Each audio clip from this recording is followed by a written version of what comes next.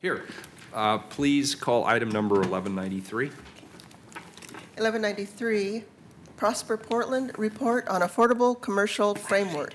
This is an item that has been rescheduled to November 8th at 6 p.m. regular agenda, rescheduled to November 8th at 6 p.m. Please call item number 1192. Adopt the Pathway 1000 Implementation Plan. I forgot my binder too. Oh. I accidentally took it. Sorry.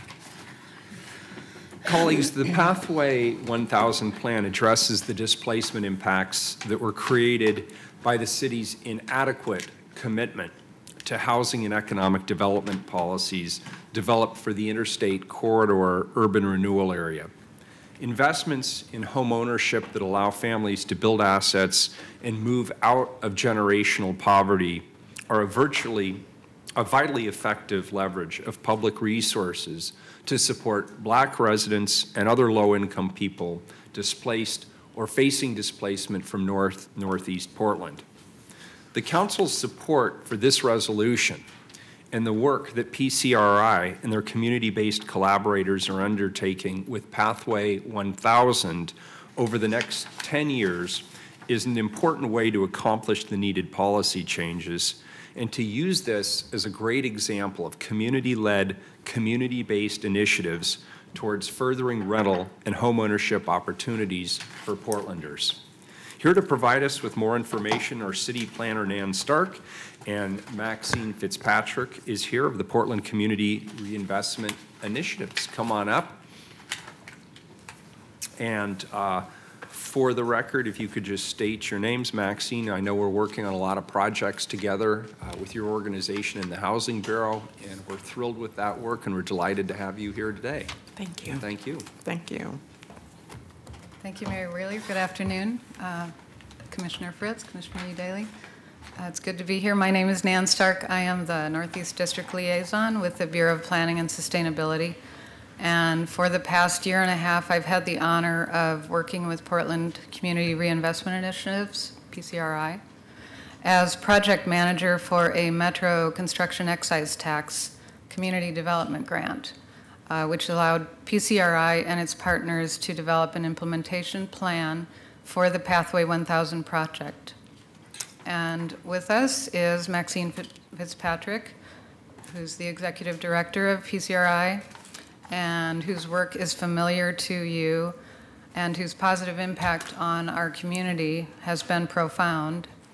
Maxine's vision, stemming from over 20 years working on providing affordable homeownership opportunities in Portland, initiated the Pathway 1000 project as a mitigation plan for the displacement that occurred over the past more than decade in inner North and Northeast Portland.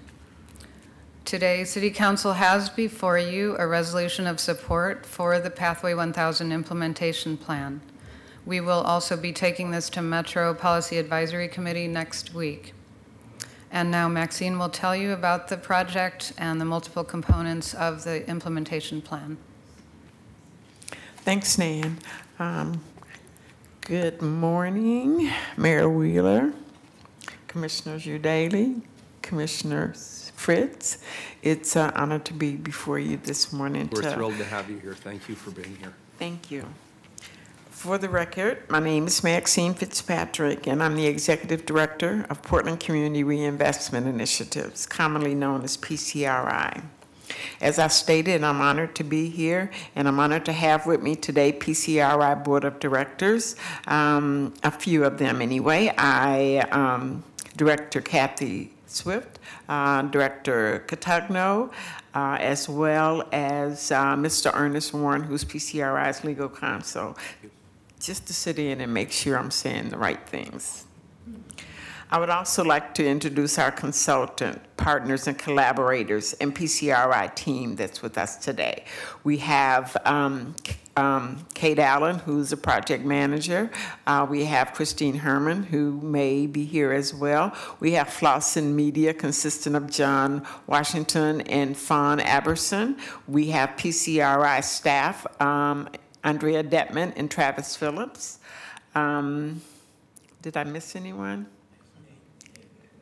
Oh, yes, and we have our collaborating partners. We have Nate McCoy from National Association of Minority Contractors, and hopefully soon, if he's not here, Tony Jones from the Minority Contractors Improvement Project. Present. And I think that's it. Did I miss anyone? Okay, well, let's get started with some prepared comments that I have.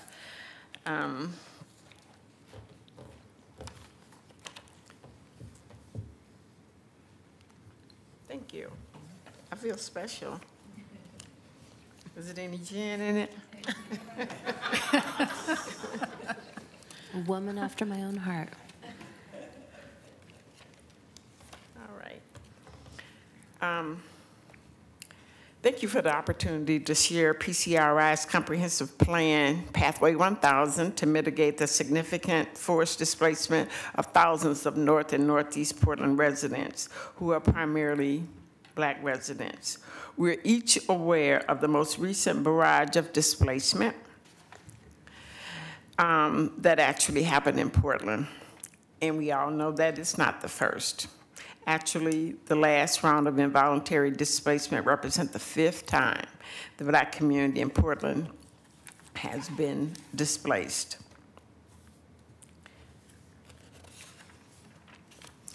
Its housing disrupted with very, very few options available to minimize their losses. I will present to you a high-level overview of Pathway 1000, its purpose and planned outcomes, along with policy considerations that can, for the first time, provide opportunities to redress the most recent episode of displacement and loss of housing perpetuated by gentrification.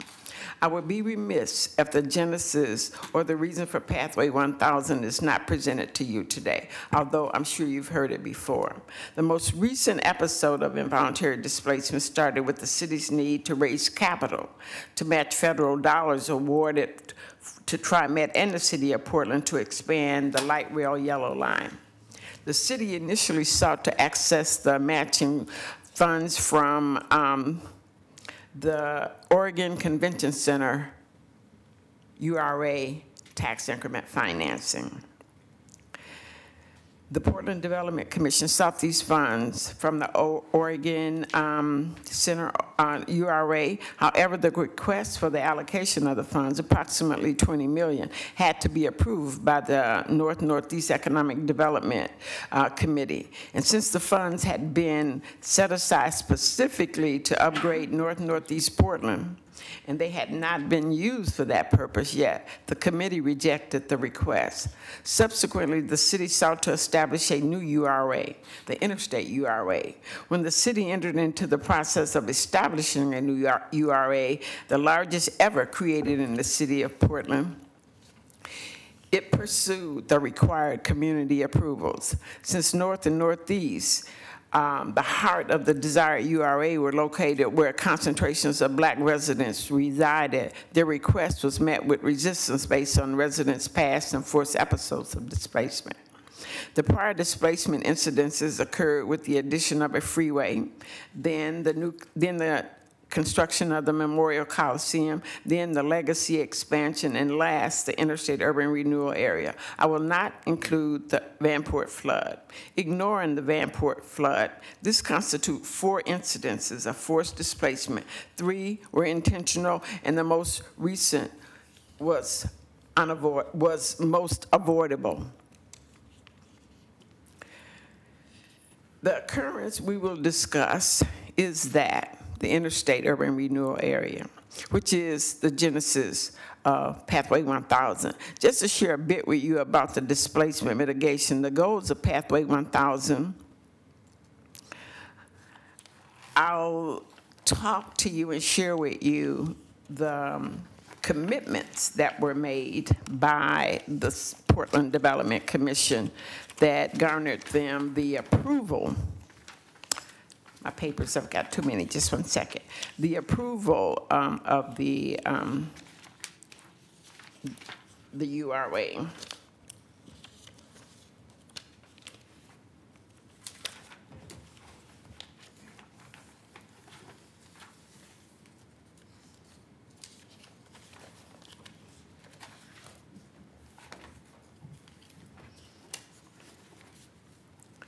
Goal number one, based on what was recorded, and I'm going to leave a copy for you all today too. Goal number one, the commitment made was to preserve and maintain the existing housing stock.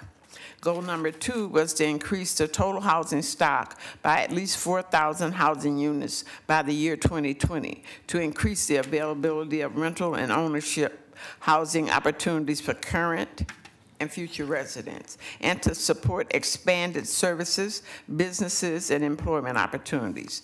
Goal number three was to ensure an adequate supply of housing is available and affordable, cost 30% or less of gross income to people of all income levels living in the interstate urban renewal area in the year 2000. Goal number four was to ensure housing options for households of different sizes and needs. Goal number five was to increase opportunities for homeownership, prioritizing opportunities for existing residents. Goal number three was to increase the housing stability of the existing residents and protect them from displacement due to gentrification. Needless to say, none of those commitments were honored. And that's the sad part about all of this. And to this day, they have yet to be honored. Pathway 1000, a comprehensive community plan we created to address those failures. The goals that we established for that is to focus on creating housing stability and the reduction of generational poverty through homeownership. Had there been greater opportunities in North and Northeast Portland for homeownership, just fair opportunities for homeownership, there would have been less instability. They would have been homeowners like the ones who were able to remain in the neighborhood, but since so many of them are renter households, that's who got displaced. Number two, Pathway 1000 is community-driven, community-informed, community-advocated, and will be community-built. It is not reliant on deep or ongoing development subsidy. It is built on the trust that the collaborators have established with the community. It is built on a commitment to accountability, and it is replicable and a model for communities locally and nationally. Pathway 1000 overarching goals are to address poverty, spur neighborhood empowerment, create thousands of living wage jobs, to address the current unemployed and underemployed workforce. It will contribute to the local economy in a number of ways. It will elevate business opportunities and, most importantly, empower families to break the cycle of generational poverty. The 10-year Pathway 1000 economic impact resulting from the development of 1,000 homes, 800 homeownership, and 200 rentals equates to 1,581 new jobs, good-paying jobs.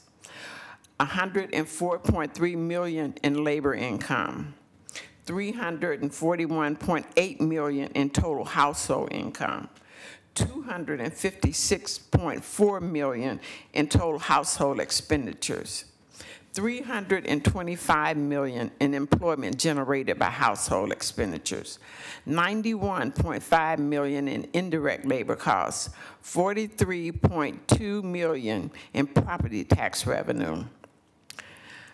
I want to take a few minutes to discuss policy modifications PCRI will also be advocating for. One is to revisit the city's current policy to construct rental housing versus homeownership. Rental housing, in my opinion, and based on my experience, is a system that perpetuates poverty. Tie it back to the status of generational poverty in the late 80s in comparison to what it is today. If you bear with me for just a minute, I'm going to review a development comparison, homeownership versus rental housing development. We used some of the numbers from the city, but we did a comparison, and we looked at development costs for rental housing. For instance, the average rental housing, average cost for rental housing is $337,000. Average cost for a homeownership development is $300,000. In addition, that $337,000 can only support 25%, a maximum of 25% of the debt that it incurs to produce it. Subsequently, the total development cost is $252,790. And if we look conversely at what it costs to construct a home for sale, the $300,000 is $37,000 less than an apartment. And with the owner financing of $200,000 approximately, there's $100,000 in public debt, public subsidy left compared to the $252,000, almost $253,000 in public subsidy required over the 20-year period for the rental unit. And Maxie, I'm sorry to interrupt. I just want to make sure I'm following. Is that what this is referencing here, this economic comparison? Yes, Okay, yes, it is. It is. Yes, it is. And so subsequently, because the rents are based upon market rents, there's an additional 20-year worth of subsidy that has to be provided by the city government and state and federal. So that's an additional $230,000 that has to be paid to sustain that rental unit for that period. As opposed, and then we will be asking for a temporary property tax reduction, not abatement, just reduction, to allow the new family to get in and adjust to the added expenses. So at the end of the day, the total subsidy required to create a rental unit is $482,000, almost $483,000, compared to $125,000, almost $126,000 in subsidy for home ownership. In addition to that, the property tax base that will be generated that I just explained there when I was going through the economic impact of the Pathway 1000 development. And so we are going to talk to the city about that, as well as making that $100,000 at minimum $100,000 forgivable over a 15-year period, so that that family can actually benefit from that investment. They are the one who's living in the house, maintaining it, taking care of it, and basically perpetuate the equity that begins to accrue. So then the second policy issue that I would say that we're prepared to advocate for is the expansion of the homeownership retention support. It appears that each time we have an effective solution that allows seniors to remain in their home, the city modifies the program to keep more of the resource in its coffer or require more of it to be returned to the city, thereby using federal and other local resources that support the poor, as it should be doing according to the federal and state and local statute. We're particularly concerned about the elderly who, due to rising property values, can no longer afford to pay their property taxes. And it is not uncommon for them to lose their homes through foreclosure based on their inability to pay those property taxes, as well as the life-threatening stress they experience. We know what they are going through because we are one of the main agencies in Northeast that support and provide that assistance to the seniors.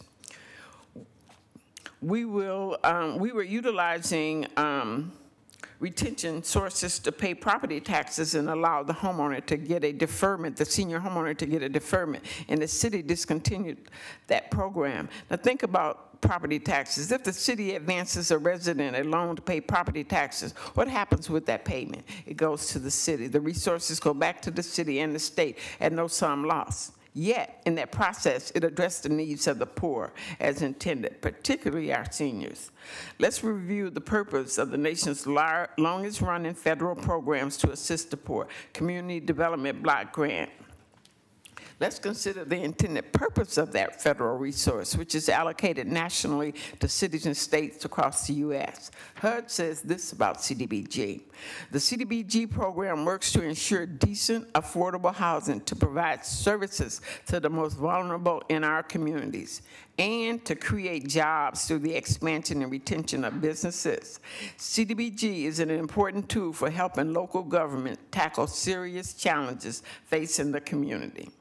seniors, I'm going to say, specifically Black seniors, are the most vulnerable residents in the city of Portland. I and PCRI have always been keenly aware of this fact, and the most recent Portland Housing Bureau State of Housing Report confirmed that. And so we're here today offering, PCRI was an entity that was started by the city, the state, and local financial institution at the time, U.S. Bank, and secured and guaranteed by the Portland Development Commission. We have done what we were established to do. And at this point in time, we want to move on to another phase in PCRI's history. We want to take advantage of the equity that it has accrued in its rental portfolio to secure the resources that we need to construct the homes. The only thing that we're asking the city to do is to support the households. Excuse me, is to support the household by providing that down payment assistance. I see no losses to the city. In fact, I see considerable gains to the city. If you got 800 homeowners, right now, the land is either vacant or it's underutilized. And if that's the case, and you're adding 800 new home buyers, think about the revenue that that'll generate. Think about the opportunity that you have to support a very low income and often abused population to gather some foundation so that they too can thrive in this economy. We have the plan coming out, which I'm really excited about. We worked on it for a long time. It's in being printed right now, and it'll have a lot of this information, but significantly more detail. And I'm excited about getting copies to each of you so that you can see what the city of Portland can do. There's been a lot of negative things that have happened, but what can you do when that's a lot of negativity out there, and there's a lot of disregard and disrespect by community residents? This is the way the city can make amends for that. This is the way we can show not only the state of Oregon and its residents, but the U.S. entirely. There's no need to sit and complain about things. There are things that can be done. And I appreciate your support for Pathway 1000 if you so allow it. Thank you. Very good. Thank you. We appreciate it. Nan, did you have anything to add? At this point, it's open to discussion, and then you'll vote on the resolution. Very good. Commissioner Fritz and Commissioner Udaley, did you have a question as well? Yes. Okay, very good. Great. Commissioner Udaley, go ahead. Ms. Fitzpatrick, I just wanted to thank you for that presentation, and I want to thank you for all your longstanding and ongoing work, and for continuing to remind us and hold us accountable for past wrongs. And I'm really happy to be here to support this next step. Thank you. Thank you. Thank you. Commissioner Fritz? Yeah, thank you very much for your presentation and for leading this effort over many years, and it was good to hear you say that the previous effort has achieved its goals. I too am sorry for the wrongs that were done in the past, and I'm very committed to seeing how we can do better and make amends, make reparations. So when you talk about the down payment assistance, is it identified about how much you're going to need for that? On an average, we calculate about $100,000. And that would be for the 800 for homes, right? $100,000 per home, yes. And what kind of a time frame would they be built in under? I'm sorry? What kind of a time frame? Is this new construction or purchasing additional homes? It'll primarily, I would say, 95% new construction. And so do you have an idea of what the timeline for how many per year? Yeah, we have in our plan, we have a goal of producing 80 a year for 10 years. And right now we have the first batch under construction, but we're almost 100% if we could get financing, if the commission would find a way to finance the redevelopment of Kafori Court, we would have our 200 rental units all done. Right now, in the last project that we have for the rental housing is Kafori Court, and it's 50-some units. It would complete our entire requirement that we committed to in Pathway 1000 for rental housing, and then we'll focus on the homeownership development. A lot of that development will happen on land that PCRI currently owns, but we've been trying now in spite of the fact that African American seniors are the most volatile and have the greatest need for housing in the city of Portland, we continue to not be able to have support from the city to do that project. If there are problems with it, I mean, I've been doing this a long time. Generally, you figure out a way to make it work. You don't just say no and let it go. And that's what we've been getting. And so with the home ownership units, we have quite a few that is going to be built on PCRI-owned land, and we'll be redeveloping sites, and then we have some sites that hopefully the city will find logic in awarding that land for which it is not generating any resources to a project that can begin to generate resources to support the city and its government. Thank you. And in the other process in the interstate urban renewal area, they're doing some work on giving preference to people whose families have lived in the area for a long time or who formerly lived in the area. How will you ensure that the families who get to purchase these units be the people who are most impacted in the past? That's a great question. Thank you for asking it. As a part of Pathway 1000, when we created the framework for it in November 2014, we incorporated what we termed a right to return policy. And so that's what we'll be utilizing. And the city has since adopted a preference policy, which replicates the right to return policy. And so that will be one of the lesser complicated processes that we would have in getting people that have been displaced back into Northeast Portland into those homes. So very similar to what's been decided by the community before. Yes, And, exactly. I know that some of the challenges with the rental has been that it's been mostly very small units.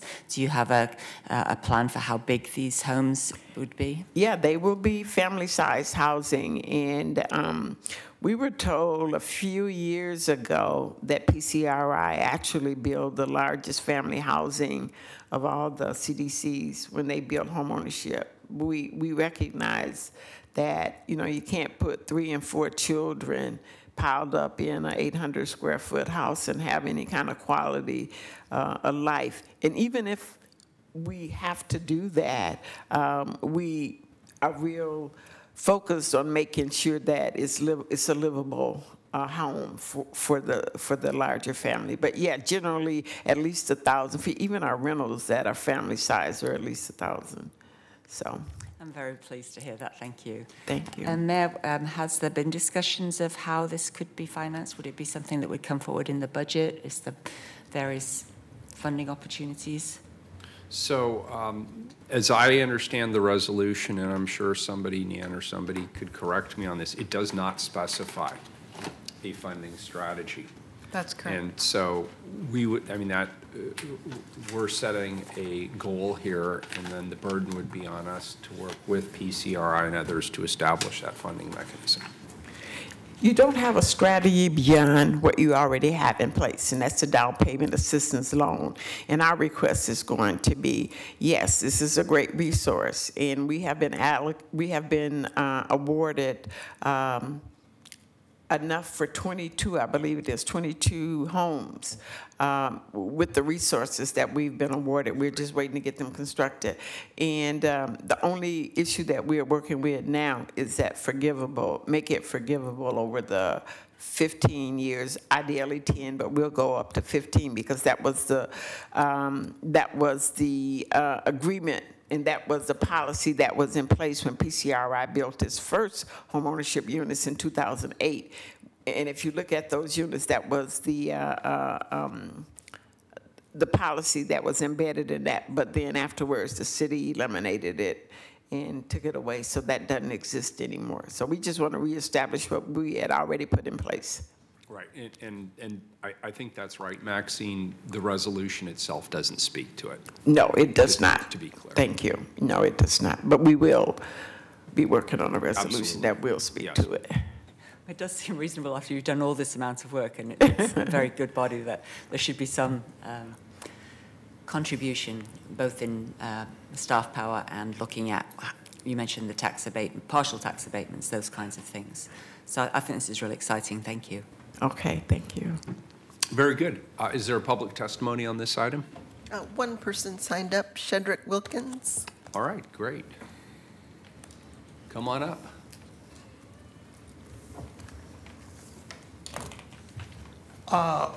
I'm Shedrick Wilkins, and about housing in downtown Portland. I was terrified when this city did not make Terminal 1 last year, 4,000-bed warehouse, which is still empty, by the way. And I'm glad I get to talk here when Commissioner Fish isn't here. It should have been made. It was a cold winter. I've seen African Americans begging for money at the bus station. It makes me sick. The other day on Sunday, I'm in a HUD housing complex because I'm over 55 and I'm a veteran and all that. I went to the dumpster room in my apartment, and there was a woman laying on the floor asleep because it's warm in there. And none of that would have happened if we had not built Terminal 1. It disgusts me so much that someday I wish to leave West Portland and move to Gresham, and then come into my Target job from the other direction, from light rail, which is one of the greatest things they ever made and was the first light rail line in 1986. I do not like people like Phil Knight of Nike, who used to make shoes in Oregon, and now he makes has 50,000 workers in China making cheap shoes, and Oregon can't even make shoes anymore. I went into Made in Oregon over here, and Pioneer, Courthouse Square in the basement there, and walked up to Made in Oregon and says, "You sell shoes?" And they said, "No, we don't. We don't even make shoes in Oregon anymore." And I strongly suggest that some of these small businesses that we create from immigrants, if we're going to be a sanctuary state, should make shoes. Maybe someday I'm guilty too. Maybe I should buy shoes. Practically all shoes are made in China. Maybe I should start buying shoes made in Oregon and spend a little bit more money and make sure that I gave somebody in Oregon a job. I also support Multnomah County, and because of the importation and the middlemen making money in Portland, especially West Portland, I can't really help West Portland. If you're not going to make Terminal 1, if you want African Americans begging at the bus station or something like that, I can't help you. Thank you, sir. I appreciate it. We have one more. One more, Dawn Higgins. Mr. Higgins, Ms. Higgins. Thank you, Don. Come on up. If you just state your name for the record, please. Hello, my name is Dawn Higgins, and I've lived here in Portland, Oregon since 1992. I have seen the city grow and change, sometimes to the good, sometimes to the bad, and most recently, sometimes to the ugly. And I've noticed that we're having a serious homeless and housing problem. And I'm glad that we were talking about this very subject just now. It's not just African Americans that are being displaced. Working class people are being displaced too, and it's not right.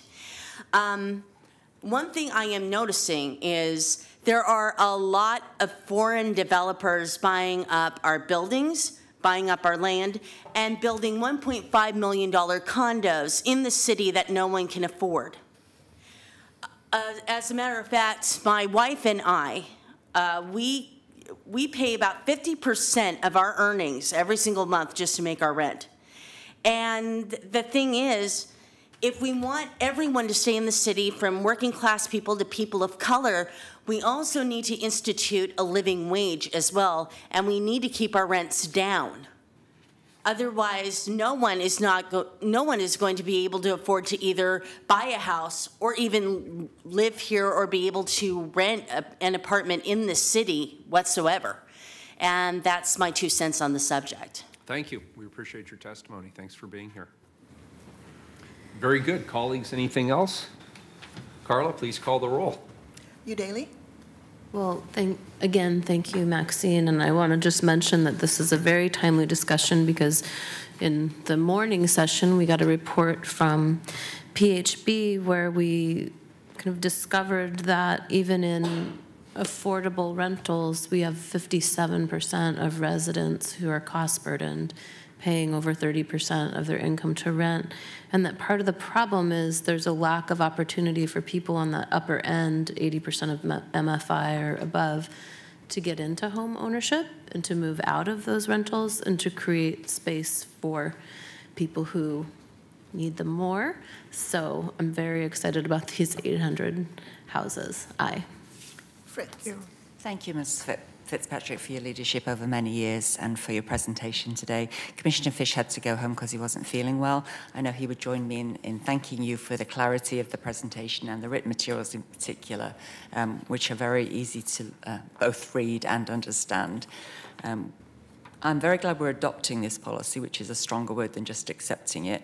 And it does say in the whereases that we have signed an intergovernmental agreement with Metro accepting funds to help with implementation of this.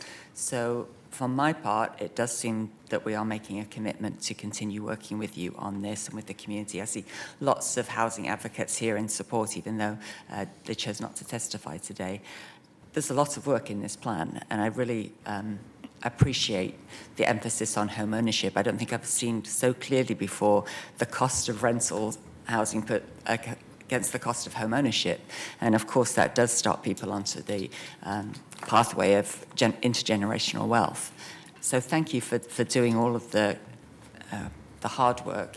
And I hope that we will continue to work with you and the community, because we can say we're sorry for what's happened in the past until we're blue in the face, but we need to have actions that make sure that we don't continue to do that. So thank you very much for your leadership.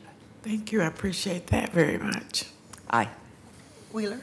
So thank you, Maxine, for your presentation. Thank you, Nan, for being here and the good work that you've put into this as well. I want to blend a couple of conversations that we've had today. This is my policy mashup moment. We had a conversation this morning around housing, and we've had another conversation this afternoon around housing and equity.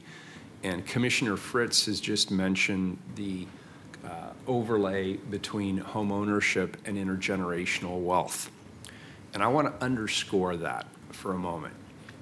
We know that in the United States, the largest means of creating wealth at the family level, the kind of wealth that creates the kind of prosperity that solves a lot of the problems that we've been talking about and characterizing as social problems, could be addressed if people had equity in their own homes.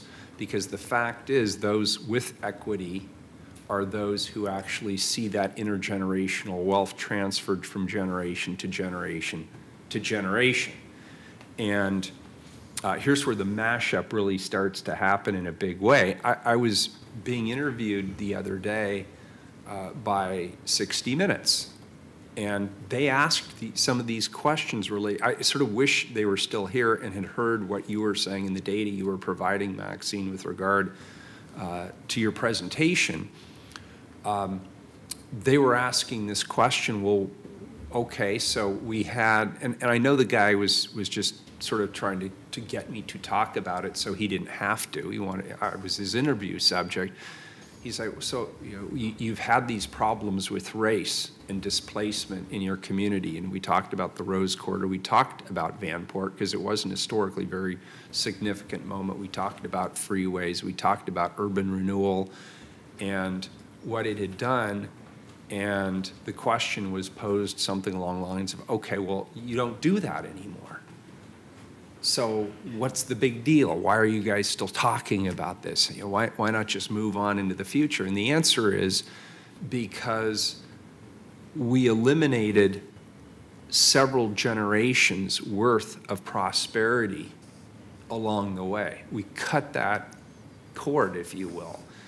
And now we're all struggling with those consequences, particularly those who are actually displaced by all of these activities around transportation and urban renewal and other plays.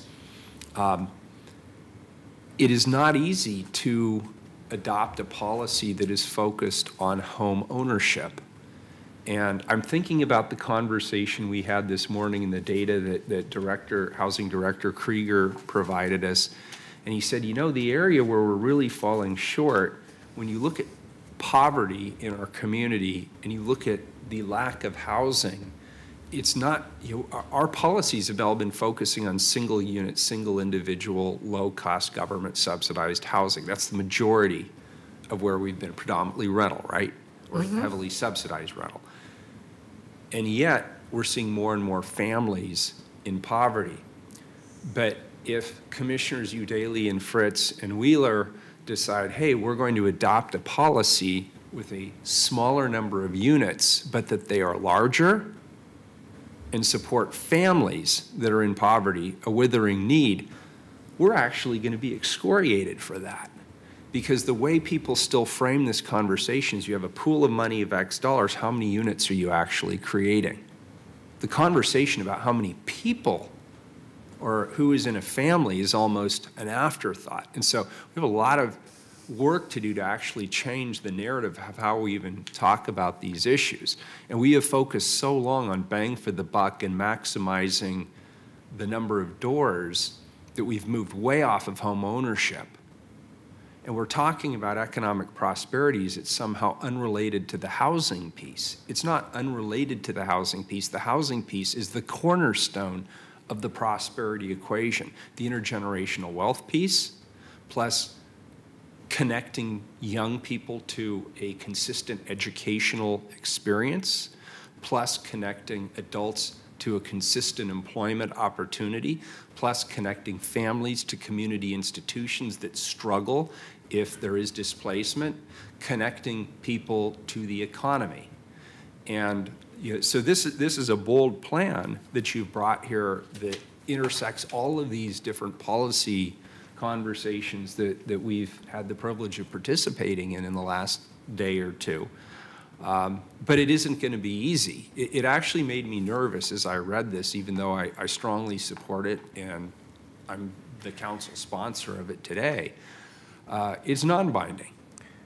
We'll take and this. Wait a minute, Okay. because this is going somewhere. And Okay. there isn't funding attached.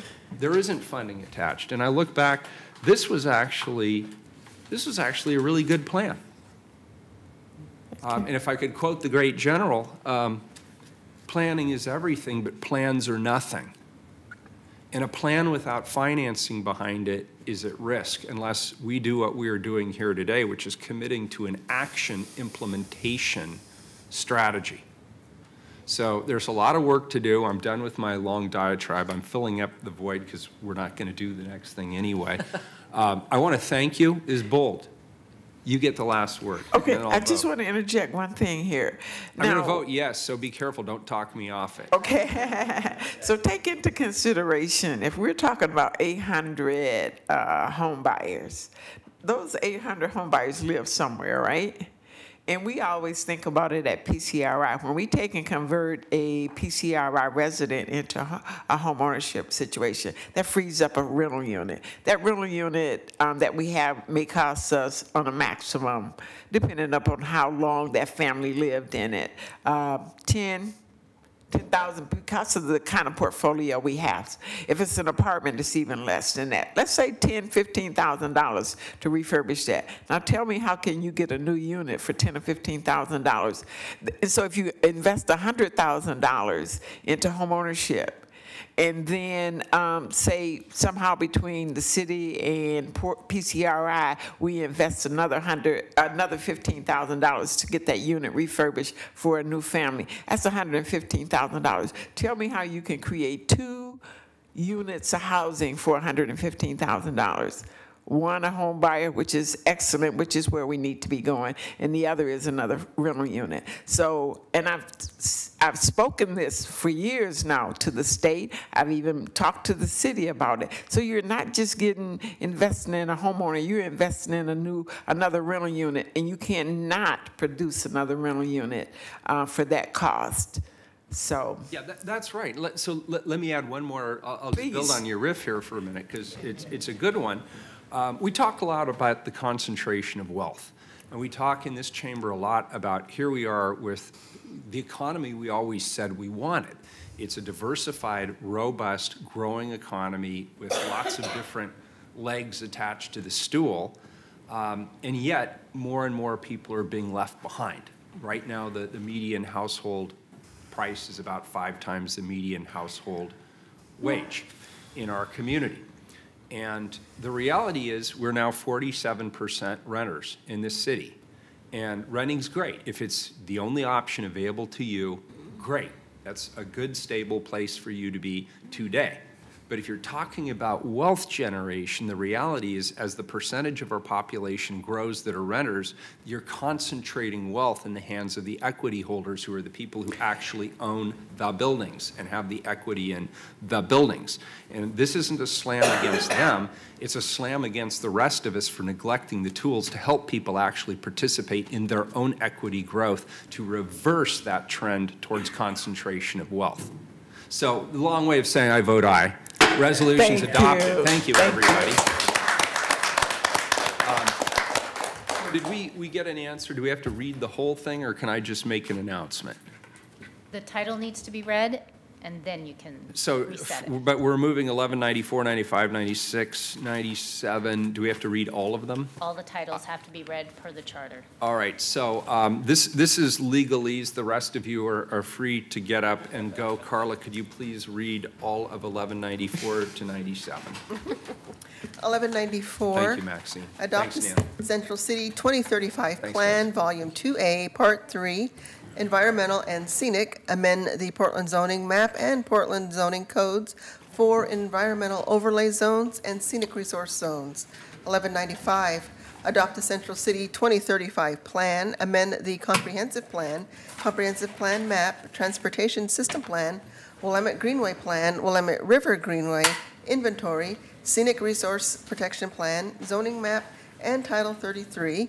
Repeal and replace prior Central City plans and documents. 1196, adopt the Central City 2035 Plan action charts, performance targets, and urban design diagrams. And 1197, adopt the Central City 2035 Plan Green Loop concept report. So this is all under the heading of Thoreau, going a long distance to go a short distance correctly. This session has been canceled. The items are rescheduled to November 29th. And that will be November 29th at 4 p.m. time certain. We are adjourned. Okay.